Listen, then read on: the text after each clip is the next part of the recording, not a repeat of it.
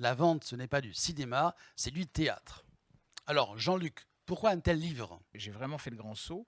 J'ai été formateur et j'ai commencé le théâtre en amateur. Aujourd'hui, je suis comédien. Alors, en jouant sur scène, tu t'es aperçu, j'imagine, que jouer un rôle, c'était pareil que faire un acte de vente. Qu'est-ce qui fait en fait que j'ai été vendeur numéro 1? J'avais besoin d'être aimé. Je voulais être le premier. C'était ça mon moteur en fait, l'amour.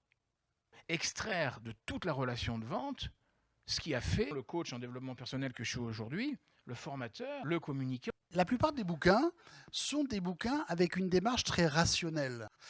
Jean-Luc, lui, a une démarche très différente. Il insiste sur les émotions et les sentiments. Il a parlé de oratoire. Oui. C'est un endroit où on recherche, où on teste. Qu'est-ce qui fait qu'on a peur de prendre la parole en public? Derrière la peur du jugement, la peur de ne pas être aimé, d'être exclu, d'être abandonné. Ce qui est important, c'est ce que l'autre perçoit, c'est pas ce que je dis. Je ne pense pas à ce que je peux perdre.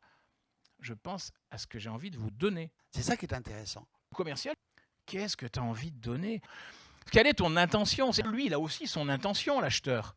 Il a l'intention de ne pas acheter et surtout de ne pas se faire avoir. La comparaison entre le vendeur et le comédien, quelle est la part personnelle de ces deux individus? La vie est un théâtre. On interprète un personnage différent tout le temps. Mais celui qui joue le mieux, c'est celui qui joue le moins.